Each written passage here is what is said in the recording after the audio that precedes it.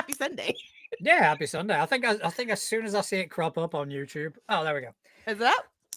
Welcome everybody to Too Legit to Crit, a tabletop role-playing podcast made for people who are here to roll dice and take names. Yes, true story. And to awkwardly ask, is it up? Right before stream starts.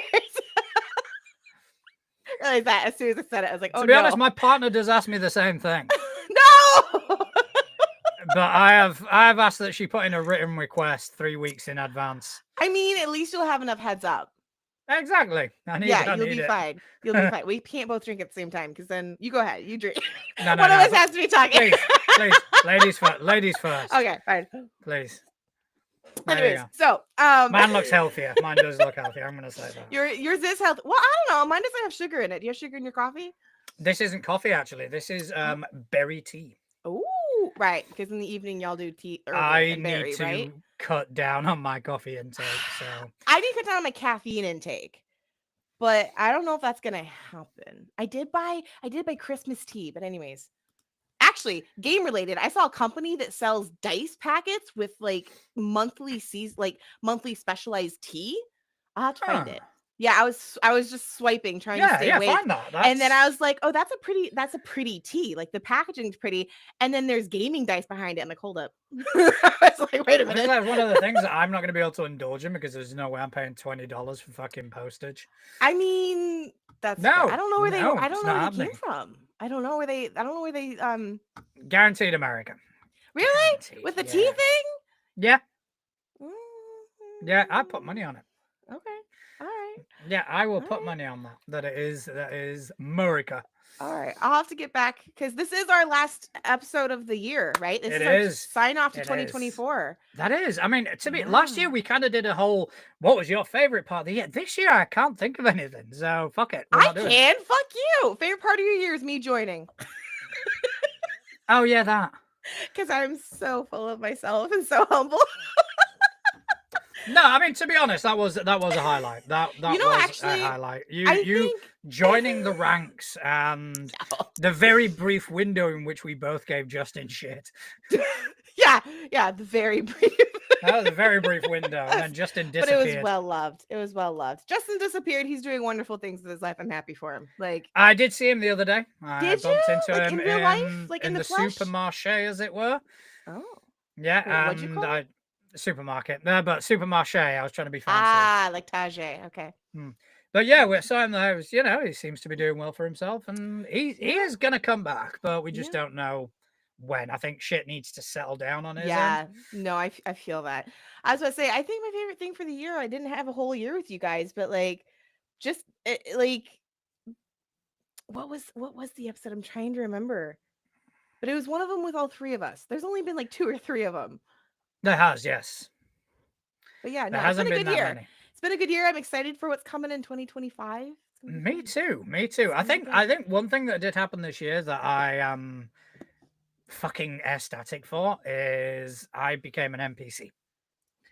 Oh yeah. I became an NPC in Covenant Crucible Unbound from 13th Moon Games, which was, I can't understate the honor that is. Mm-hmm.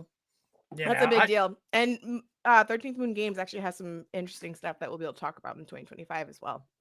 Yes, I have been. I've been keeping in touch with. Yep. Our good I'm super excited. That'll be good too. So also, Shadowlight and Persona, they've just released their sort of third update to their SRD, which I'm currently going through now. Yeah, I like it. I like the system. I'm a fan of Shadowlight. We have one more game to get in that, like, I'm hoping, like I said, 2025. There's gonna be a lot of really cool things. I'm excited. Yeah, I think there's gonna be a lot of cool things for the hobby. I think there's also going to be a lot of cool things for us. I've got a couple of ideas which you and I will kind of talk about off air. But yeah, just kind of doing a bit of housekeeping on the show and just figuring out, what things people are more interested in, what things they're not as interested in. Which, for our listeners and viewers, like, keep an eye out on social media because we will be asking you guys questions and being like, hey, because we want to know what's valuable to you. We're doing this because we like to fucking talk about the hobby and the passion of our life. Don't get me wrong. Like, there's no agenda here. But we do value like y'all's opinions, and I mean, without you guys, we wouldn't know half of the really cool systems we show on here. Like, that's it. That's incredibly true. And also, yeah, we do enjoy talking about this. We do enjoy thinking of things to talk about and different ways to agree or disagree or whatever about the hobby. But there's only a limit that two people can have. You know, there's only so much shit we can talk about. So we need you. We need your input. We need everybody to kind of go, hey, why don't you take a look at this? And that will give us something to kind of go. It'll give us a rabbit hole to go down. Yeah, exactly. And that's kind of what we need. Yeah, we like rabbit holes. I like rabbit holes. I'm a hound I dog. like rabbit holes. Wait, can I say I'm a hound dog? Isn't that a term? Like, that's not a good thing. I don't know. I think there was the whole Elvis thing, wasn't there? That's right. I nearly sang it. I wasn't. I don't. Nobody deserves that. I will sing anything at any point, and it's a problem because like I'm that person. I don't mimic. Like, I know there's a thing mentally where like if you start a tune, someone will finish it. Like that's a thing where you start something, someone finishes it. I don't like I don't mimic it. I don't mimic the same sound. Someone can do like a 2-3 word trigger, and then I'm launching off singing the whole Lion King soundtrack, and I don't realize I'm doing it is the problem. I'll be sitting here crocheting or working on some art for a game, and next thing I know, I'm like, why am I singing Hakuna Matata? And someone in the room is laughing their ass off. I'm like, yeah, my partner has that as well. Yeah, it's a problem. And it's got to the point where I'll say things on purpose. I'll be like, I'll tell you what I want. And just kind of just wait just kind of wait for it to happen. It is, it provides me with endless entertainment. Oh yeah, that's for sure. I like hiding stuff like that in my games. And I'm very curious because I have some lines saved up from some pretty famous and popular pop culture songs and movies that I have like just waiting. Like give me the opportunity to say it, because sometimes I'll say it and it goes over everyone's head. And then Bill, one of our players at the table, he's like pop culture savvy and he's up to date on all the musicals and everything. So I'll say something and I don't overly do it. I'll just be like, this is not one I've done, but I'll just be like, everyone deserves a chance to fly, guys. We need to go. Just super like in part of the thing. And he'll just bust out and be like, I see what you did. I see what you did. One of our friends that I play with, his best friend is like one of the godparents to my kids. We have not only a very similar taste in music, but we have worked together for a long time in various different places. So we've always had like a playlist and we've been adding to it. So we know each other's sort of music. We know each other well. So when we're around a table and someone will say something, all we need to do is look at each other and we'll immediately know a song. And that'll be it. We'll be just pissing ourselves laughing. It's a phenomenal thing. It is a phenomenal thing. And, Sam in the chat actually just asked a question. She made a comment about Pixar Easter eggs. And I'm curious because I've done this a lot in my games. I have NPCs or player characters from games that my players don't know. Like they genuinely don't know them, that I will bring back as like a nod. Yeah. And sometimes they'll catch up on it and sometimes they don't. Or I'll leave Easter eggs from previous games in this game. Do you do that? Do you ever like do cute little like all the time? Yeah? Okay. Yeah, all the time. That's probably easy to do in Delta Green, right? Delta Green, I've kind of made a point of doing it. During the because what I did a preamble where they'd go through a few of operations, and it was to learn the system and have characters that weren't that necessarily important to them. So if they died and whatever, but they would learn the system. Okay. But during each of those operations, I was peppering in little hints from Impossible Landscapes, the campaign that they were going to be running or that I was going to run them through. Yeah. And it was our last episode where something twigged. So what I did is during like the preamble, when their sanity got quite relatively low, anytime they triggered or anytime they lost sanity, I'd describe a scene with the 1920s sort of Charleston music and a smoking lounge and all that. That is one of the places that you visit in Impossible Landscapes. Okay. And I wanted them to kind of experience that, just to kind of show how what's happening in Impossible Landscapes permeates. Well, that was I like that. contrived, but I also do it retroactively. Whereas I'll bring in an NPC or I'll bring in someone from another game. I kind of really fucking love that. I think the one that messed with me the most when I was playing in one of Connell's Mutants or Masterminds games, the psychic that I was playing was not Halo. She kept hearing this song and Connell would play it, and it's Mr. Sandman Bring Me a Dream. And it got to the point where every time that he played that in game, everyone got paranoid because like that meant the big bad guy was coming. And what we found out down the road was that that psychic guy, or I'm sorry, that psychic character, she literally had a mental break, and that mental break created this bad guy persona. Okay. So like she was the bad guy and didn't even realize it. Yeah. Now that's fine and dandy, except the fact that it never even dawned on me the entire reason the bad guy was created, the reasoning behind him, all these things. This character that I played was an alien, right? And she worked at I think X-Men school, right? School for the gifted, whatever. Yeah. And she would always put the little kids to sleep because she had that psychic power. She could, sleep. And so she would sing to them and put them to sleep. Well, that manifested subconsciously into this horrible bad guy. So he Easter eggs that occasionally. That song will be playing in one of the episodes, and all of us are like, "This isn't even the same system. Like, are we getting fucked with?" Like, and then we're paranoid the whole time. I think it is good to, especially if you're dealing with the same people. Yeah. I think it is good to have those sort of carryovers and those sort of nods, just to kind of create even if it's a loose interconnectivity. Yeah. Like there was a character in my homebrew Pathfinder campaign, which I brought in just for one of the players from Skulls and Shackles. Yeah. Just because I wanted that sort of familiarity. That's awesome. I love that. That's so cool.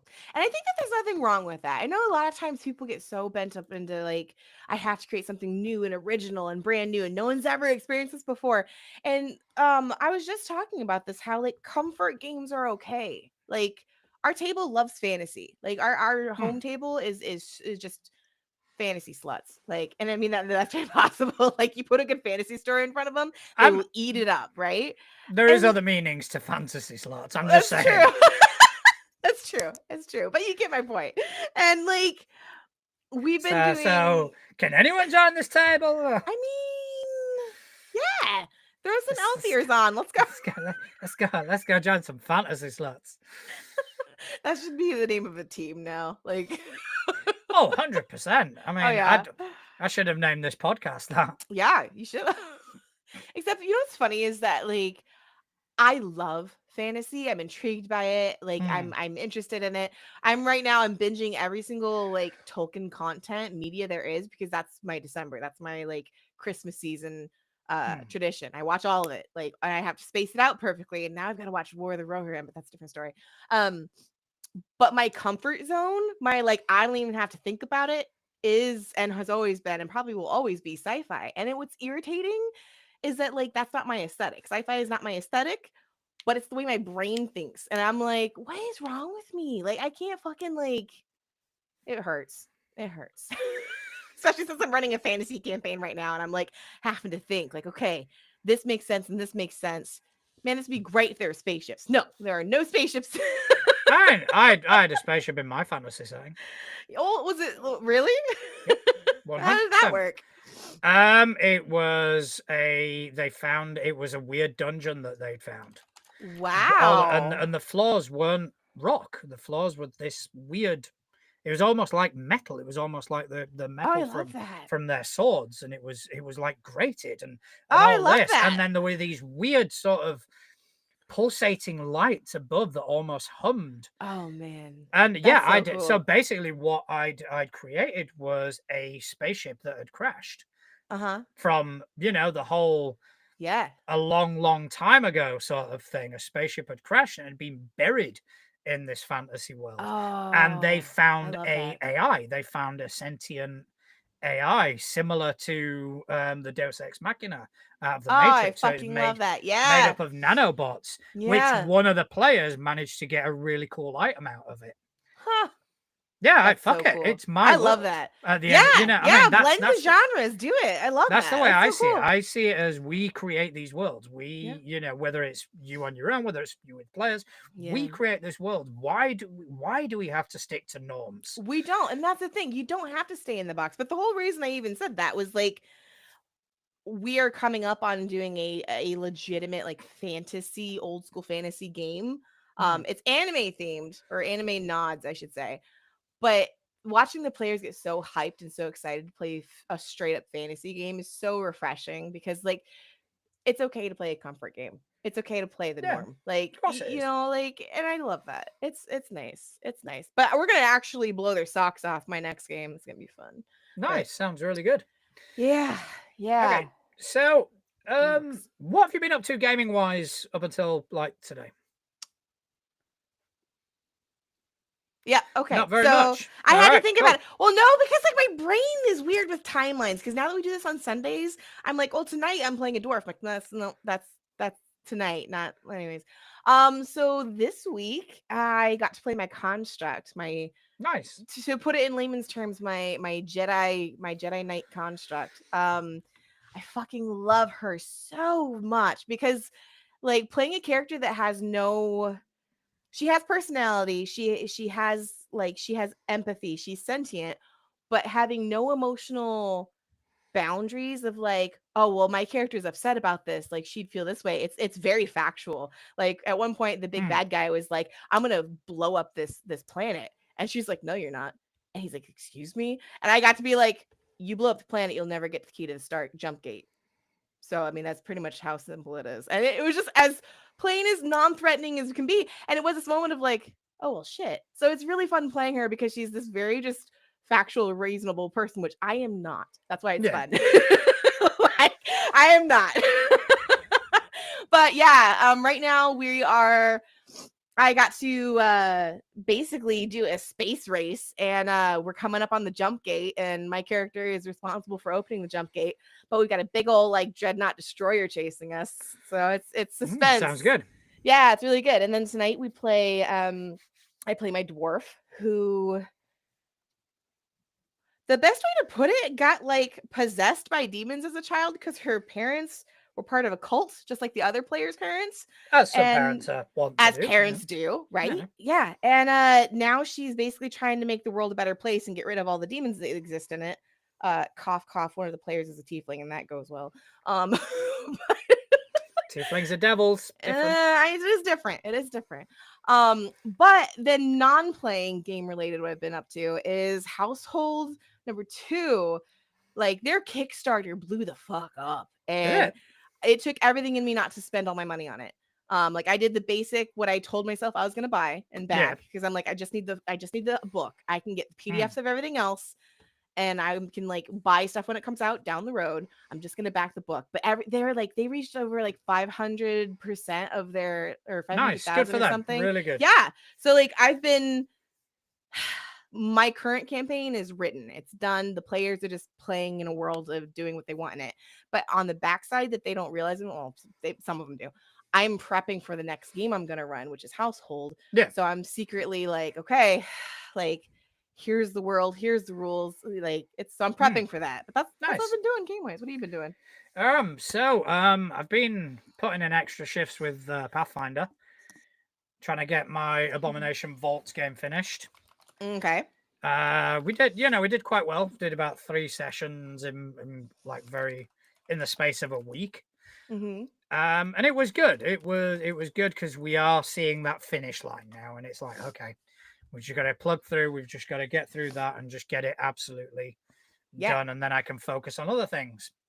The other things I've been focusing on is I've got my multi-setting campaign that I'm planning, which is going to start with sort of cyberpunk. Okay.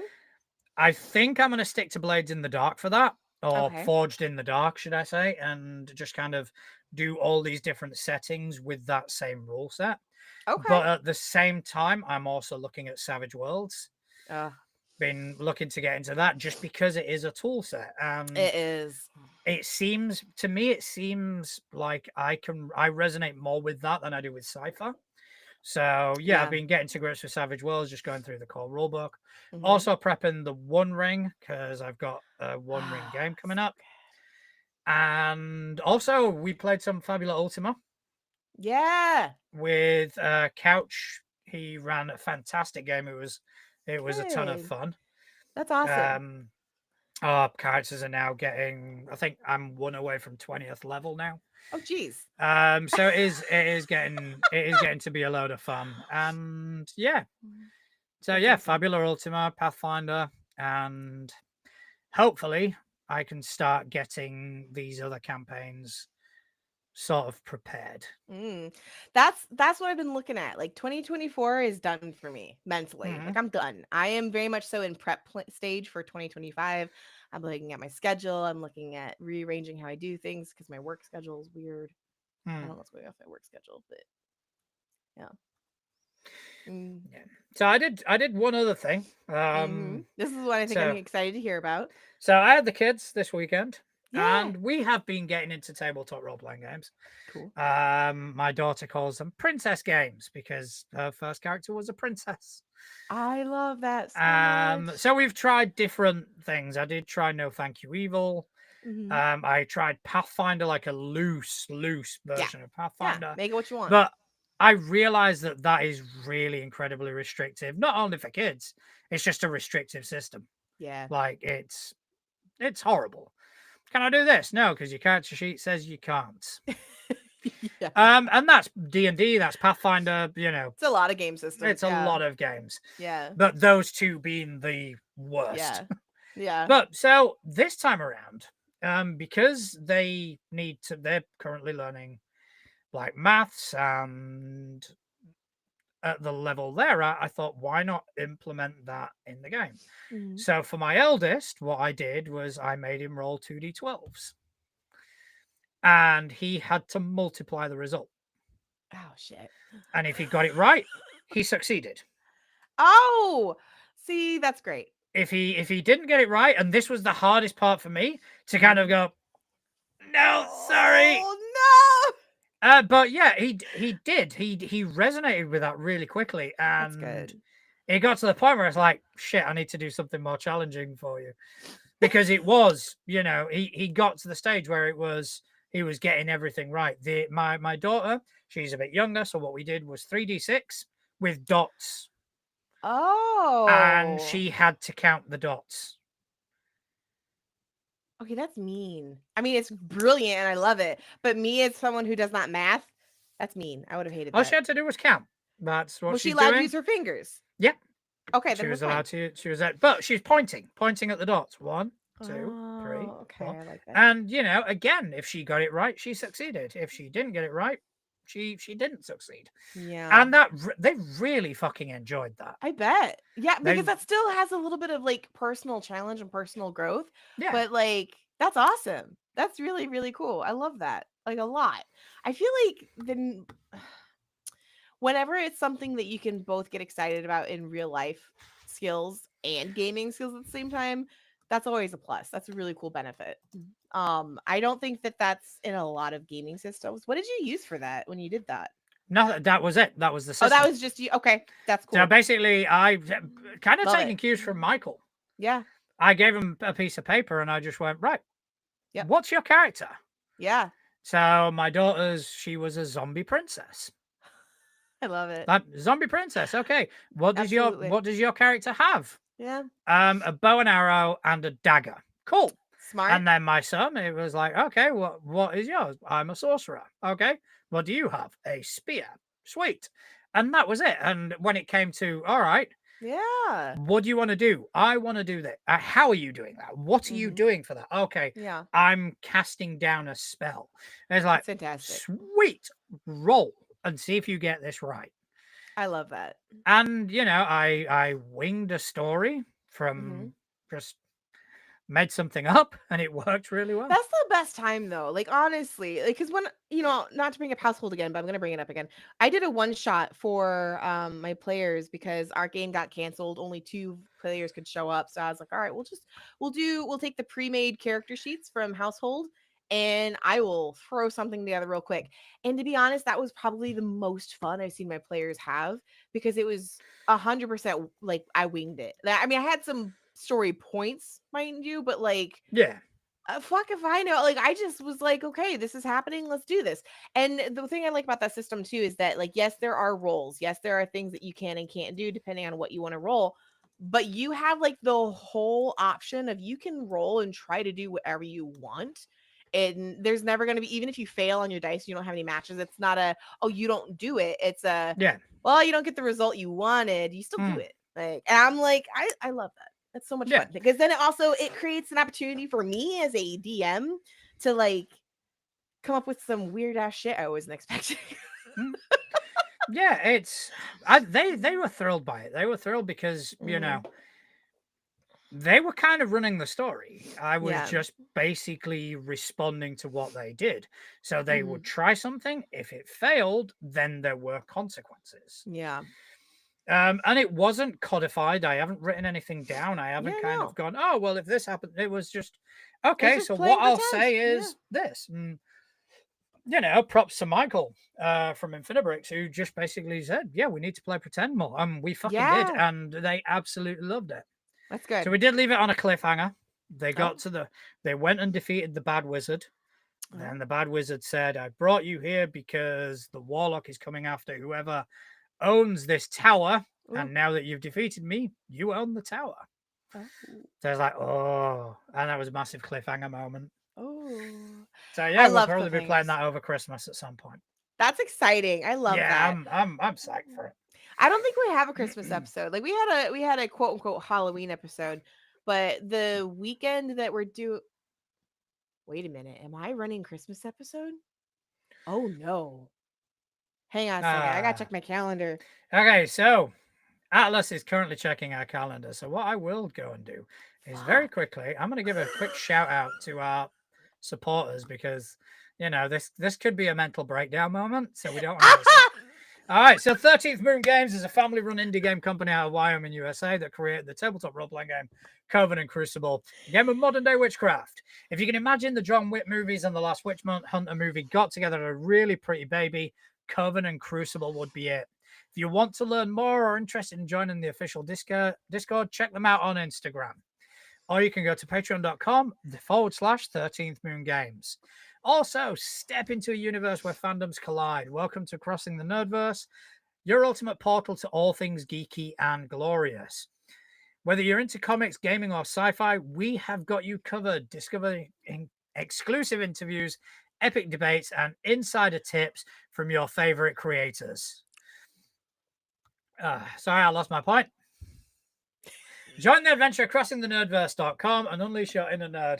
Embrace the passion, celebrate the culture, crossing the nerdverse where every fan finds their place. And lastly, check out our merch store where you can find our t-shirts, hoodies, and desk mats and other items either with our logo or our supernatural-inspired waffle-on design. If you want to support us more directly, you can head to our Ko-fi page and make a one-time donation or subscribe to our $3 a month tier, which gives you exclusive Discord access and a mention in our credits. And as always, the best way to support us is by hitting that subscribe button and telling your friends about us. There might even be new designs in 2025 for our merch store. There might be. I'm currently working on a couple. Yeah, I had a couple ideas and I'm like, oh, yeah. So have you checked your calendar? Yeah. Are you doing Christmas episodes? Originally, it was supposed to be Connell because we were going to do Christmas the weekend before Christmas. Yeah. But then we all as a group decided because of schedules and everything, just to be safe, we're going to do it the weekend after Christmas. And I just looked and it's mine. So now I'm like, so I either have to come up with a one shot or come up with a way to Christmasify my current game. Yeah, fair enough. I mean, just add some fucking tinsel. True. Right like now, my place, I had a fucking tree and that's it. Christmas. Yeah. Yes. I didn't get a chance to decorate much this year because like the cost of moving is a fucking lot. Fair. And like my Christmas decorations for my last house don't really fit this house. And I don't mean like, oh, it doesn't fit the aesthetic. Like, no, it does not fit like the, Fair. the type, like, um, so I have a tree and I have a wreath on my front door and I have Christmas lights behind my TV. That's what I got. But yeah, no, like right now my players are in they're called the Hallowed Peaks, and it is basically a mountain range that people do not go into. And there's a culture that lives within it, a druidic culture that like their one job is to basically take care of the supernatural elements that are associated with said mountains. Yeah. So I could make that Christmassy. Somehow. And fair enough. And the Hollow Peak's a bit of an oh shit moment. The Hallowed Peaks are actually the home of one of our players. Yeah, so they're gonna head up there to basically find out a bunch of really cool secrets that none of them even really saw coming. So it's gonna be good. But yeah, as fascinating as that is, I'm disappointed you didn't jump on the segue. What segue? The segue was the oh shit moment. What oh shit moment? Oh, I miss Justin. I'm only kidding. I do miss. I told you I'm half asleep. Like, all right. So I put it out into threads. If people could give us their biggest oh shit moments, to be honest, the sort of moments in a game. Latest question, I forgot. As a player or as a GM, where you kind of bring out, and it's happened to me many times where I brought out a boss, they've rolled, and then have gone, does a 45 hit, and I've gone, no. That's a no shit moment. So, we're going to start off with Dragon Punch Squad. He says that literally whenever a mini-boss enters an already running combat, he almost passes out every time. That, I get that. That is a fucker. There was one, we did one fucking in Fabula not long ago, where Couch basically threw something at us that we were crushing. And, noob moment, I got overexcited and started spunking all my abilities. Oh. And then the boss came out. It's like, well, fuck. Whoops. Yep. All right. So, Tezrak the Imp Slayer, good old Craig. He says, when the group campaign I was in at the time discovered that the DM turned my dead PC from earlier in the campaign into the big bad evil guy. That's good. I've done that before. Yep, I have done that. Yeah.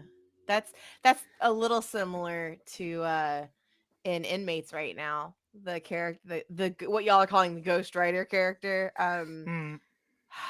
That's a Who is now free, which is a good thing. I told you not to, by the way. It's like, a good what thing. The hell, man? It's a good thing. All right. So Rogue Diopt wrote that my party and I were on the way to find a frost giant, and because of my cape, I can fly. So I went off investigating a mysterious noise when I came across what we ended up calling the frost giant's puppy, and it had frosty breath weapon. Knocked me down to 1 HP, and I had to try and fly faster than it ran. Made it barely. That's a good old shit moment. I need to know the Rogue Dio PT, who their GM is, because like props. I love that entire like Frost Giant's puppy. Like, I'm here for it. Okay, so the VTTDM, sorry, says every time I down a player, I slightly panic as I'm truly not out to kill nor TPK anyone. Not until my group finds enough to resurrect anyway. Aww. I can't relate. I can. I genuinely can't relate. I laugh and I laugh. My very first combat I put my players in was an oh shit moment because I thought I had constructed like a super easy combat. Like, I think it was a village full of like tiny spiders and like one big like boss spider. I thought this was like, oh, it's fine, right? Until I made the big bad DM mistake of like, I didn't take into consideration the like the resistances of the bad guys versus the players. So I had a whole bunch of poisonous tiny little spiders and nobody was resistant to poison. And I'm just like, oh no. Oh no. And it's like a village, like they're surrounded by these spiders. I'm going, they're gonna die. Like mid game, everything's fine, everything's fine. I just had this moment of pause where I was like, "Oh shit, they're all gonna die." First episode, they're all gonna die. I've only had that once where I've kind of gone, "Oh shit, I'm gonna kill them," and it was in the final battle of a campaign. Where it's like, no, this has to end. Yeah. And I basically, as per the numbers, it was a balanced encounter. Yeah. But I didn't take into consideration the creature's abilities, which holy fuck. Yeah. You know, it had 100 attacks of opportunity around. Yeah. So anything that and it had insane reach. So anything that provoked, got absolutely fucked. Yep. It was brutal, but funny as fuck. So I had to dial it back. I had to kind of, I won't say fudge rolls because I never do that. And I know that's a hot topic right now. Yeah, but like I've done the thing where even though something has the opportunity, like the moment of opportunity, you choose not to. They don't have to. Yeah, exactly. You choose not to thingy, and I've done that. I haven't fudge rolls. But anyway, so Glean 82. This is a bit of a long one. So 10 sessions ago, Warlock picked up an iron coin with the silver of the first hag's soul in it. She slowly corrupts him. Fiend patron gets jealous. A few sessions ago, the party learn who is in the coin and resolve to fix things. Meanwhile, the hag has basically suppressed the fiend patron and the warlock is all in with her. Last session, during combat in Lava City, Bard decides time is now. Tells me he wants to pickpocket the coin and throw it in lava. Fails check, goes for it anyway. Contested dex check with Warlock. He grabs the coin and both he and Warlock have to make wisdom saves. High DC for the Bard, low DC for Warlock. Same roll from each. Warlock saves, takes a little bit of psychic damage as the hag is essentially ripped from him. The void is quickly filled by the smooth voice of his fiend patron. Meanwhile, the Bard fails. You can't throw a coin into lava as planned. Hag in coin speaks to him. Finally, it's you. That was all right. I like that. That was a good twist. But that is where the dice tell the story. I think I would have been oh shit too. Like that's dice sometimes tell the story, and that was a prime example of that. Yeah. Okay, so Torak DVA. When my group almost TPK'd in a tough fight because instead of using tactics like they had been for months, one player jumped right into the middle of the enemy and tried to get in a quick sneak attack. All tactics out the window, and then the dice were on my side, and all enemies were rolling max damage. That's again, good. Those are all really good. Connell, recently a double O shit when a hero went to snap someone's neck, only to find out they'd already been played. Yeah, I remember that one. Oh. Yeah, I was liberated. Yep, I remember that now. I was like, wait a minute, what game was that? Oh, yeah. And then all time is maybe when the group realized that the sweet psychic alien had effectively conjured up a supervillain in response to repeated emotional trauma. All right. Who we got? We got clearly a dinosaur next. Okay. I was in a fight where I was primarily a controller. Another player was AoE, and we fought in a group of monsters that could mirror our attacks. The wizard used a big spell pretty early and barely caught anyone in it. I was swarmed. One shot and no one could get to me. Everything was foreshadowed well by the DM, but the wizard was the wizard. I died and everyone else had 5 hit points or less. I think at that point, it's not an oh shit moment. I think the oh shit moment's when you got swarmed. After that, you're just waiting for the inevitable. Yeah, absolutely. Absolutely. That's... I don't think I've had any oh shit moments like in the games that I've run. Other than that, like, oh, I'm going to kill them. But like, my players so far haven't really thrown me under the bus yet. I say that. As a GM, I've had a few. There was one, because I play the villain GM really well. Yeah. All right. I'm a fair GM. I'm for the players more than I am for my own, but I play the villain really well. So I'm the GM that will go, I'm going to kill your characters. What I do at the end is completely different, but I just like having that sort of banter of kind of going, that character's going to die. Oh, these characters are in love. I'll be shamed when I kill one of them.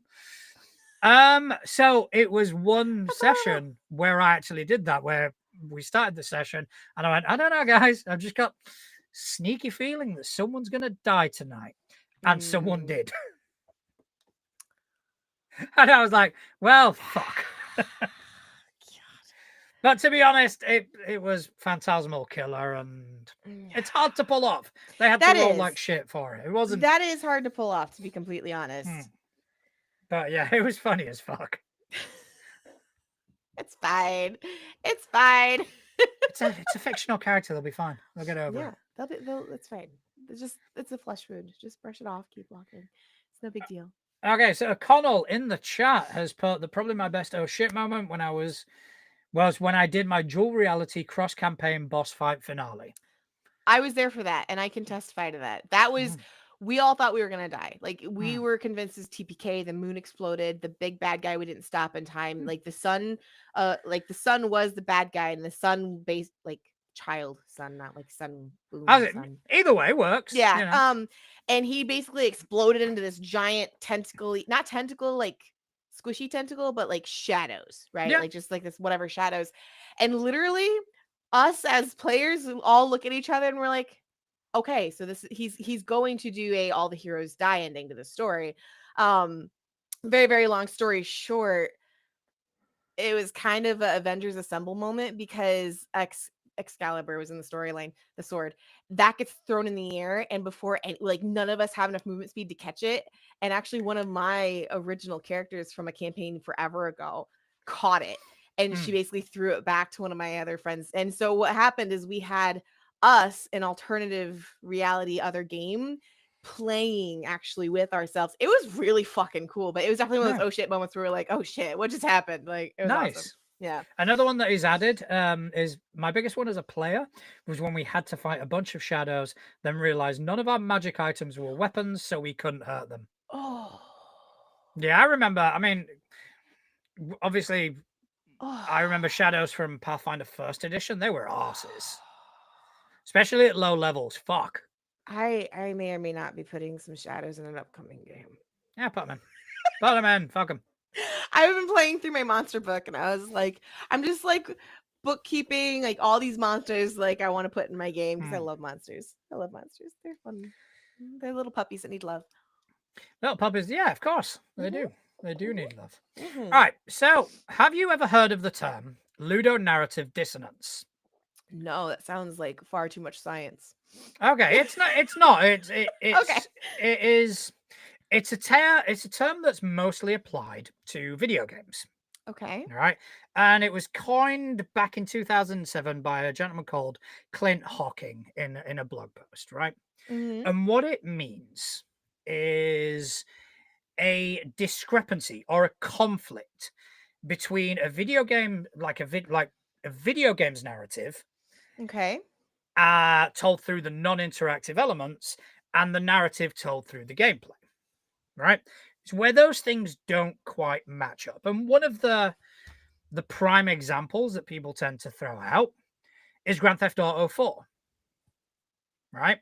If you've ever played Grand Theft Auto 4, you play this gangster, this Russian gangster, who during the entire course of the story is going, I don't like this life. I don't want this life. I want to just settle down. Blah, blah, blah. But then obviously he gets into the hands of the player who begins to mow down prostitutes. Okay. So it's when the mechanics, and I'm wondering how much that transfers over to tabletop. When the mechanics of something don't fit the narrative. Now, in video games, it's a design flaw through and through. You know, the designers of Grand Theft Auto 4 didn't really consider player choice.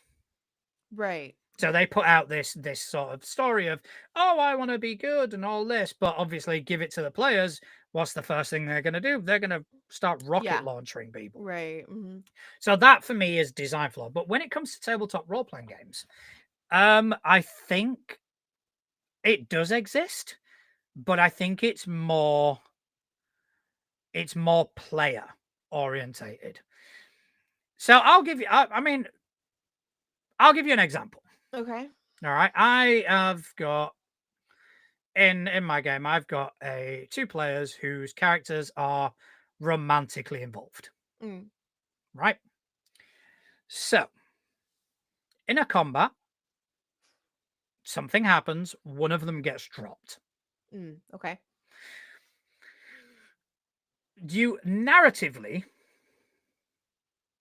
if you are in a situation where the person you love is suddenly dropped, your first priority is going to be them.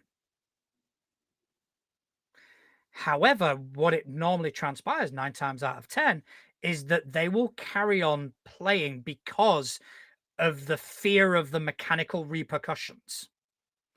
So if I move away to rescue him, I'm going to get an attack of opportunity against me. And it's like, yeah, but the narrative, the story that you are kind of putting forward is that you two are romantically intertwined. This is your partner. This is your life mate. So it'd be like, come hell or high water, I'm getting to them. I do not give a shit what happens. So I definitely think you nailed it on the head when you first started the whole thing, that it's player based, because like at our table, we've had several situations like that where we've had actually a romantic character go down, and honestly, like our players are very heavily invested in our characters no matter what system we're playing. And he went over to his downed spouse and almost nearly TPK'd the entire like party in order to go to his spouse. I can, however, see like, and I've seen other people, like, I know what you're talking about. It's like the murder hobos, right? Or lack thereof. I can see that happening in any system, because I think you're right. I think it's the players forgetting to immerse themselves in the game itself, like the story, not even the game, because the game technically is what's the mechanics are, but the story and the role playing. So I can see that. I get that. So with that in mind, do you see it as something that would be more prevalent in a more mechanics heavy game? Can you see it happening? I don't I don't know. I don't want to say no duh. You answered like a rigged question, because like a game with mechanics in it that are more like, there are rules and mechanics in it, there will obviously be more opportunities for people to like stick to the mechanics than the story. Whereas like a game that doesn't have strong mechanics in it, obviously they're not going to be tempted by the mechanics because there are none. So like, you kind of answered your own question by asking the question. No, but I mean, I wanted your take on it, not necessarily mine. Yeah, I mean, that's like I don't really think there is a take on it. But yeah, like I can totally see people doing that. I have not experienced it myself in any of the games I've played over the years, but I've seen it. And I've seen it in a couple different systems. But it's also like, what really irks me is when people we talked about this with Fabula, right? You get Fabula points and people don't use it because like, oh, but I might want to use it down the road for this. Like, oh, I want to hold on to that. It's the same thing for me, where it's like, do what makes sense for your character in the story. Stop worrying about metaing and playing out of meta. So yeah, like that's part of, I think, the balance of playing those games. And do you also think, like, for example, if we kind of lean on the hypothesis that obviously the more mechanically influenced a game is, the more you are going to kind of focus your choices and your actions around those mechanics, which kind of makes sense if you think about it. So do you think that peer pressure has an effect on that? Do you think, like, for example, one of the players at my table is brilliant for this. He will play narrative first, even if he's playing Pathfinder, he'll play narrative first. And there was one incident where they were in a combat. The cleric cast a shining wall, I think it was called, where if you're very close to it, you get blinded, right? So he cast it. He didn't really think about it too much. He just cast the spell. Our fighter, he was really near the wall, failed to save, blinded. Yeah. Right. Oh shit. And it was a genuine mistake from the cleric, that they didn't really think about it too much, and that's fine. So then on the next fighter's turn, He went, I'm going to walk straight forward. And you should have seen the reaction the table had.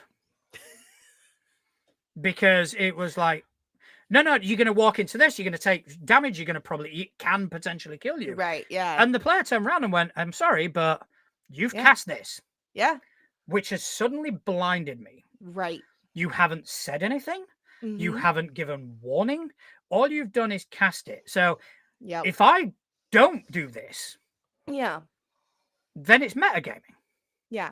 And that's the thing, like, that's kind of what I was saying earlier, is that it's like, what you're asking is like, is metagaming a thing? And yeah, like it is, because, and you made a statement earlier about like games mechanics, people are more prone to thinking of mechanics first. I think that's a super like, I don't think that's a bluntly true statement. I think it's common. But like, I know so many amazing players and communities of players that they use the mechanics as guidelines for their role playing. And I think that's kind of what I was trying to get to earlier when I said like there's a balance to it, because I think that part of the game itself, like people are either it's 100% mechanic or it's 100% role playing. And I think one of the beautiful Beautiful is a word. Yeah, beautiful. One of the most beautiful things I love about the hobby and the game itself is blending and balancing those two things. And you're like that player that you did that was like, no, I'm gonna walk forward. That is my table. And that's why I love my table so much, is because we will have that comment of like, oh shit, like I can't do this, I'm gonna get damaged. But then literally right next out of the mouth is like, oh, but you didn't say anything. So they take the damage. And so it's like, yeah. So, okay, I will rephrase it then. Do you think it's much more prevalent in games which have got a heavier mechanic drive? For what? For the ignoring the narrative aspects of your character, which isn't necessarily metagaming or not metagaming. They are related, but it would be a case of, I don't know. I mean, to put it like in a blunt example, which would probably never happen, you've got a righteous paladin that commits a terrible crime, which I've had happen before, to be fair, to come to think about it, where it's like, I have got a narrative, I've got an idea for my character, and people who optimize in these games, a lot of times what they will do, they will marry those things together. They will kind of go, right, I'm going to take this ability, and they will then justify it in a narrative sense. That's not what I'm referring to.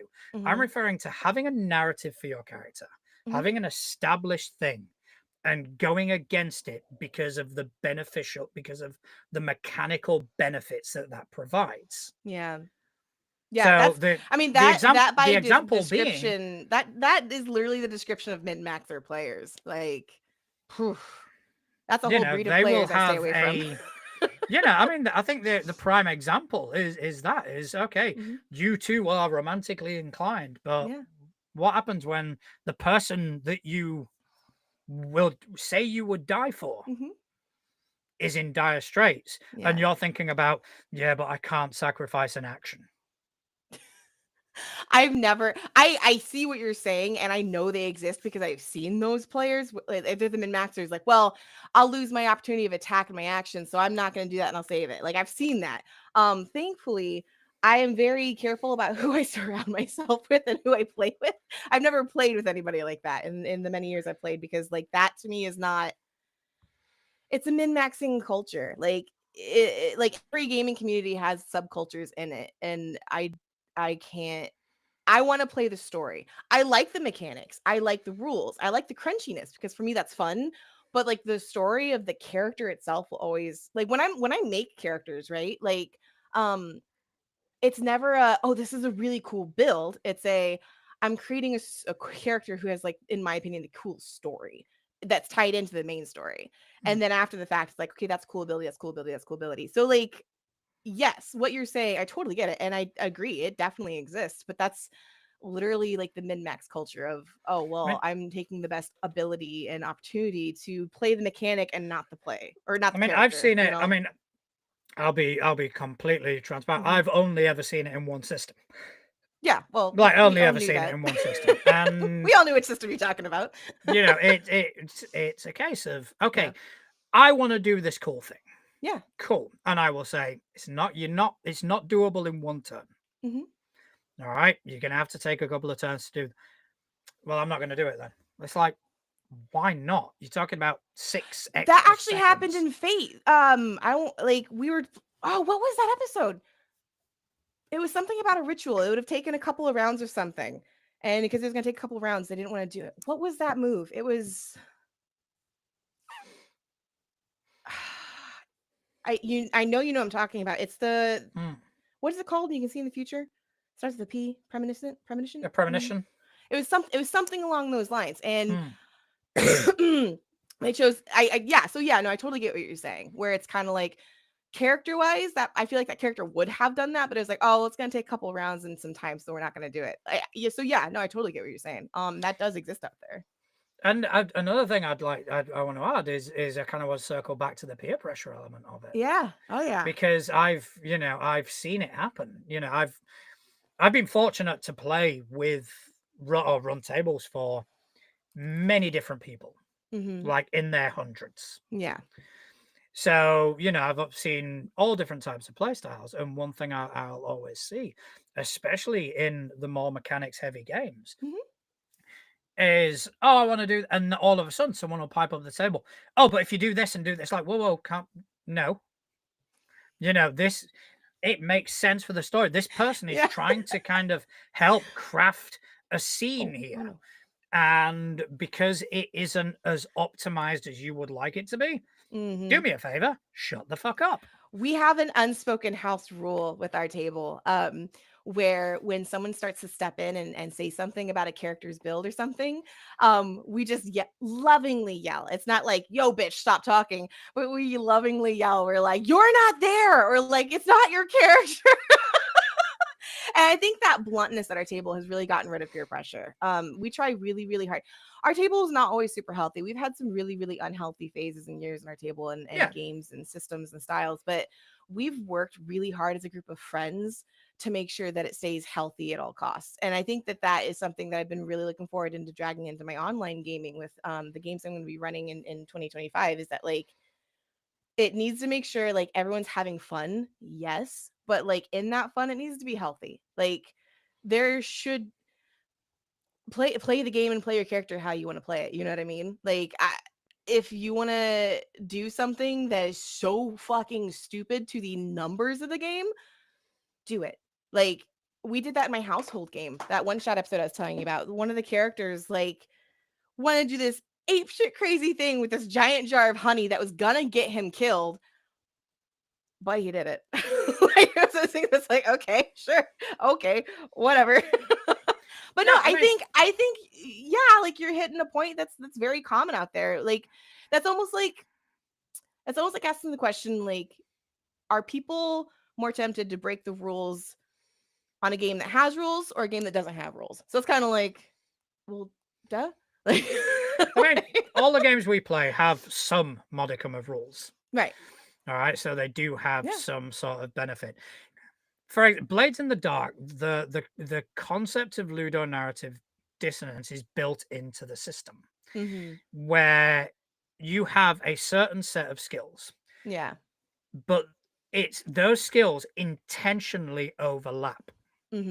So you don't have that, oh, I don't have this, so I can't roll it. So players are encouraged to kind of go, can I apply this? Can I justify using this particular skill? Right. Whereas in, again, Pathfinder, because that's the experience I've got, the skills are very much defined. And it's more the situation that will provide an overlap of skills than the skills themselves. Yeah. So players will go, I don't have it, so I'm not going to roll. And it's okay. You're literally, you're rolling to recall knowledge. You're rolling to something that does not necessarily require you to have any training in this particular thing. However, me as the GM, I'm seeing the DCs that are provided and just kind of go, there is no way someone would be able to roll on that. As much as the rulebook says they can, what's the fucking point? And that for me is ludonarrative dissonance. Yeah, and that's one of the things that I really love about, again, like just the experiences that I've had, is that I don't think I've ever had a GM say you can't roll that. Like I've played a lot of D&D and 5e, and no one's ever told me I can't roll something. And I think again it goes back to what you said at the very beginning of this. Like the game was designed to like the game, the what is it, the car game with the Grand Theft Auto was All right, yeah. designed, was designed in a certain way, and they didn't anticipate the players playing a certain way. And I think that that's gold. What you just said, like it doesn't matter what game or design it is, the type of players that are going to play it are going to be the type of players that they are. Like I can walk into threads, walk into threads. It's online. Yeah, I'll Walk walk into into threads. threads. I'm gonna You walk walk into into threads. threads, you kick off your shoes, you Exactly. spark up a pipe, and you sit on your comfy chair. Yeah, exactly. And like I've seen some people play like a range of systems, but like I've seen people play a system so narratively that it's not built to be narrative. But then like I walk into like a local store and watch people play the same system, and it's completely crunchy mechanical, like you said, like, oh, we're playing the mechanics so I can get the best roll out of the best opportunity. So I think it comes down to the players, like you said. Like, to be honest, I think it is a combination though. I think certain systems account for it more than others. Yeah, maybe. I mean, a prime example is hit points. Yeah. All right. So hit points is an abstract representation of somebody's health. Yeah. Mm-hmm. A dragon is just as lethal at 250 hit points as they are with 1 hit point. Mm. That is a prime example of ludonarrative dissonance. Mm. You know, whereas other systems they account for that. Yeah. But that is a prime example. So I think the system does have a lot to say for that. And the more mechanic the system is, like Connell has just popped in the chat. Thought process behind when someone says out of spells and they say, I don't have any spells, so I can't do anything. Oh yeah. That's a prime example. Yeah. And that is that actually, I think it's a combination of both the system and the player, to be honest. That baffled me because I actually heard that phrase come out of someone. I was involved. I don't remember if I was watching a game or if I was in the game, but the Shadowlight and Persona. Someone said that while playing Shadowlight and Persona, which is a rules light game. Like it still has rules, but like, you know, you're talking about the hit points. You know, it's like you hit someone and it's a hit. Like there's no like amount of damage per whatever. And someone did make the comment like, well, I can't really do anything. And I was just sitting here like watching it going, how do you not have nothing to do in a game where it's all about like opportunity? Like, and it's because they were thinking like attack, they were thinking spell, they were thinking, And even our Fabula game, people have said that before. Even in Mutants and Masterminds, I've heard that. And it's just kind of like, yeah. Yeah, I just think it's something that is quite interesting in a concept, and someone who's kind of looking to eventually design his own game. Yeah. It's something that I find quite fascinating. And yeah, I think system and players. I think some systems encourage a type of play more than others. Mm-hmm. Yeah. I think some systems encourage a. I mean, especially Pathfinder. It's okay. You have these actions. This is what you can do in this turn, and they're very prohibitive. Right. Mm-hmm. They are not about what your character can do. They're more about what your character cannot do. And props to Chris for actually coining that the other day when he and I were chatting. Mm-hmm. It is what about your character can't do, and that's when people in a round of Pathfinder, they're trying to irk out every bit of effectiveness out of their turn. Yeah. So to the point where they'll do stuff that doesn't make any sense. No. And I've seen that. Like when I was before I started actually playing the game, I always wanted to play some sort of like tabletop role playing game. And obviously the one I always heard about was D&D because that's like the most popular common mainstream one. And I was so eager to play that like I would just start watching YouTube videos of people playing D&D. And I've seen that where it's like so out of character, things that would happen that I'm like, okay, cool. So like I know it exists. It's definitely out there. I will gush over my table. I know my table's not perfect. Everyone has their flaws. But like one thing I can 100% say about my table that I'm super proud of my players about is that they always put their characters first. And I'm like, I'm so lucky that that's like my first real table experience. Like I had a table back in Indiana, but I think we only played like a handful of times. I don't know if it counts as a table. but yeah, no, because I did have a player back in Indiana who was also one of our GMs that was a very like well, actually game store min maxer. And they were miserable to play with because it was all numbers, it was all stats, it was all but that's the game that they like to play, and let them play it. That's fine. Yeah, I didn't enjoy it. I was like, okay, this isn't the kind of game I want to play. So again, I changed who I hung out with, I changed who I played with, and yeah. I mean, Connell has actually put something really interesting in the chat. He says that he's seen arguments that it is video game bleed. That the mentality of video games is about maximizing efficiency because they can't program everything. And that's actually, I think that's quite accurate. I think he's onto something with that. Yeah, absolutely. And that's, he's right. Like that is a thing. I've watched people try and play games. Have you ever watched someone like playing a TTRPG and you can tell they're trying to win the game? Like they get really upset because they're trying to win, and it's like you can't win a TTRPG. Like what do you? And it's that, I think it's that video game mentality that bleeds over of like, oh well, if I do this stat and this stat and this stat, A plus B equals C. I kill the bad guy, I win, and it's like, no, yeah, no. that for me happens when the players have too much access to the rules, or the rules are codified. When it takes away the agency for the GM to kind of go, yeah, I'm not going to allow that. Because page 37. Oh, fuck you and your book. Right.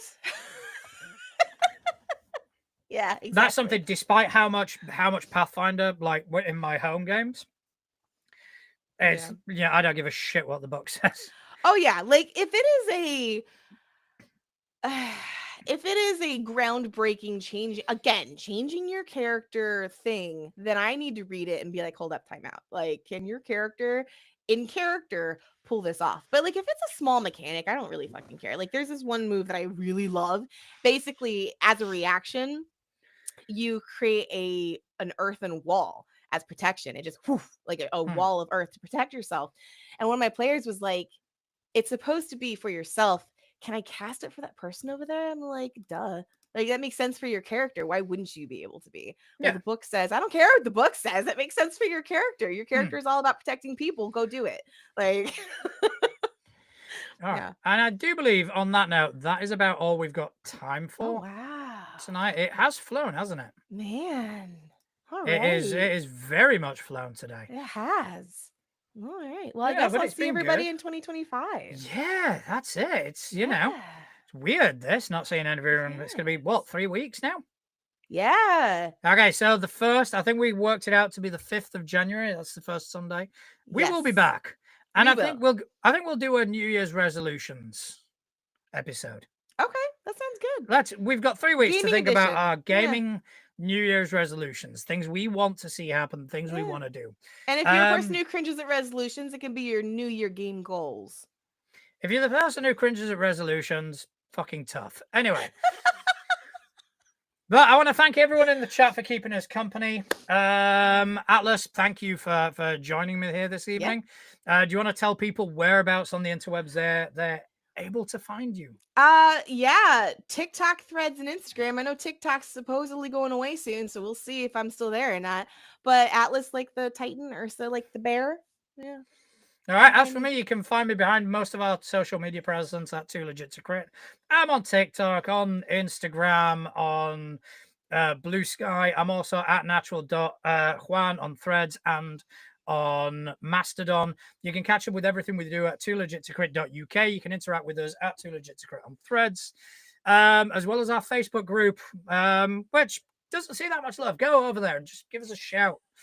If you like what we do and you want to see more, give us a like, a rating, subscribe, or even just tell your friends about us. We love being part of this community and we want to grow with it. Most importantly of all, I want to say a big thank you to everyone who's taken time out of their busy day to listen to two idiots waffle on about tabletop role-playing games. Thank you very much. Good night. Good night. Meanwhile, I am gonna I actually might go take a power nap. Fair play. I'm just gonna end the stream because no doubt Connell can still hear us. Probably. Hey Connor, love you sexy beast. Oh I man. just need to get rid of the teleprompter. Get rid of that. Oh. Yeah, so he can still hear us. All right. Night night. No, I just asked